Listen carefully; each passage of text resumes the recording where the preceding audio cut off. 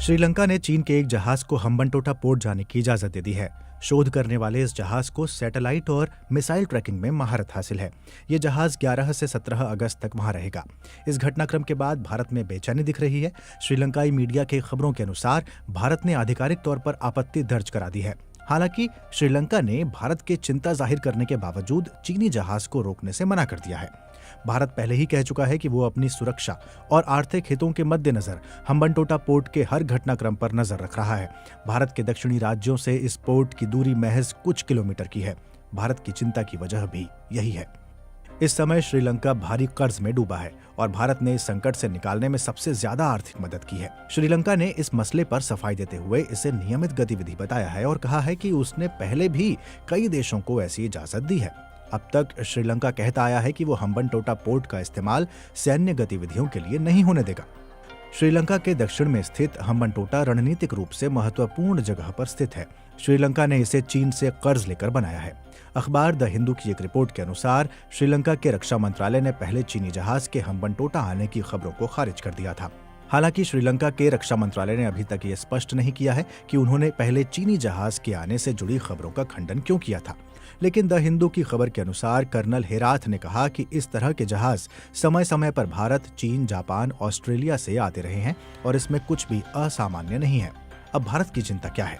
श्रीलंका ने कर्ज न चुका पाने के बाद साल 2017 में आधिकारिक तौर पर दक्षिण में स्थित इस अहम बंदरगाह को 99 साल के पट्टे पर चीन को सौंप दिया था। ये बंदरगाह एशिया से यूरोप के बीच मुख्य समुद्री व्यापार मार्ग के पास स्थित है। भारत और अमेरिका ने हमेशा ये चिंता जाहिर की है कि 1.5 अरब डॉलर की लागत से तैयार हुआ ये बंदरगाह चीन का सैन्य अड्डा बन सकता है। श्रीलंका सरकार के एक अधिकारी ने पहचान न जाहिर करने की शर्त पर समाचार एजेंसी रॉयटर्स को बताया कि भारतीय अधिकारियों ने कोलंबो में विदेश मंत्रालय के सामने आपत्ति दर्ज करा दी है। इकोनॉमिक टाइम्स की खबर के अनुसार चीन के इस पोत की हवाई रेंज 750 किलोमीटर से अधिक की है।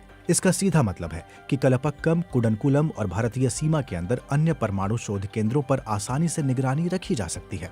ये जहाज केरल, तमिलनाडु और आंध्र प्रदेश के बंदरगाहों पर भी नजर रख सकता है।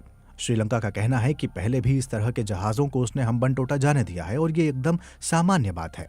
लेकिन भारत और चीन से रिश्तों को लेकर श्रीलंका की स्थिति पर जवाहरलाल नेहरू यूनिवर्सिटी में दक्षिण एशिया अध्ययन केंद्र में प्रोफेसर रहे एस.टी. मुनी की नजर में ये सामान्य गतिविधि नहीं है। प्रोफेसर मुनी कहते हैं, इस जहाज की रेंज में भारत के दक्षिणी राज्यों के परमाणु संयंत्र और कम से कम आंध्र प्रदेश तक के बंदरगाह आते हैं। ये जहाज 11 से 17 अगस्त तक वहां रहेगा। इतने दिनों में बहुत सारी जानकारियां जुटाई जा सकती हैं। इस पर भारत और चीन ने क्या कहा? चीनी पोत के हम्बनटोटा पोर्ट पर मौजूदगी के बारे में पूछे जाने पर बीते सप्ताह विदेश मंत्रालय के प्रवक्ता अरिंदम बागची ने कहा था कि हमें अगस्त में इस पोत के हम्बनटोटा बंदरगाह पहुंचने की खबर मिली है। भारत सरकार देश की सुरक्षा और आर्थिक हितों को देखते हुए हर घटनाक्रम पर नजर बनाए हुए है और उनकी रक्षा के लिए सभी जरूरी कदम उठाएगी। बागची ने कहा, मुझे लगता है ये स्पष्ट संदेश होगा। हालांकि उन्होंने ये नहीं बताया कि भारत इस मसले पर क्या कदम उठा रहा है। वहीं चीन के विदेश मंत्रालय ने समाचार एजेंसी रॉयटर्स के एक सवाल के जवाब में कहा, हमें उम्मीद है कि संबंधित पक्ष चीन की समुद्री शोध से जुड़ी गतिविधियों को सही दिशा में देखेंगे और सामान्य वैध समुद्री गतिविधियों में दखल देने से परहेज करेंगे। चीन की तुलना में भारत ने श्रीलंका को बहुत ज्यादा वित्तीय मदद कर्ज के तौर पर नहीं दी है। साल 2019 के अंत तक श्रीलंका के कुल विदेशी कर्जे का 10% हिस्सा अकेले चीन का था। कई जानकार चीन के कर्ज के जाल को भी श्रीलंका की आर्थिक दुर्दशा का अहम कारण मानते हैं। लेकिन आर्थिक संकट से जूझने में भारत ने उसे दवा, ईंधन से लेकर हर संभव मदद दी है।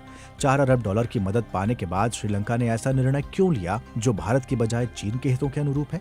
श्रीलंका में चीन की पकड़ को रेखांकित करते हुए जेएनयू में साउथ एशियन स्टडीज के प्रोफेसर महेंद्र लामा कहते हैं कि पूरा श्रीलंका अब चीन के प्रपंच में फंस चुका है। वो इसके लिए बीते 15 सालों में श्रीलंका की विदेश नीति में आए बड़े बदलावों को भी जिम्मेदार मानते हैं। महेंद्र लामा कहते हैं, आधिकारिक तौर पर श्रीलंका कहता है कि इनके विदेशी कर्ज में केवल 10% चीन का है, लेकिन इस 10% के सहारे भी श्रीलंका के सभी अहम संस्थानों में चीन घुस गया है। चीन के कर्ज के जाल से निकलने के लिए श्रीलंका को एक बार फिर से विदेश नीति पूरी तरह बदलनी होगी, जो कि मुश्किल है।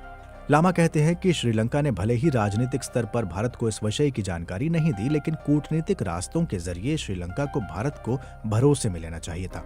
हालांकि ये पहली बार नहीं है जब श्रीलंका ने चीन को इस तरह की इजाजत दी हो।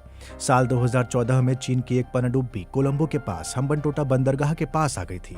तब भी भारत सरकार ने इस पर चिंता जताई थी। एसडी मुनि कहते हैं, श्रीलंका ने आश्वासन दिया कि हम्बनटोटा को सिर्फ व्यावसायिक गतिविधियों के लिए चीन को 99 साल के पट्टे पर दिया गया है। भारत ने मुद्दा उठाया, देखते हैं इस पर श्रीलंका क्या जवाब देगा।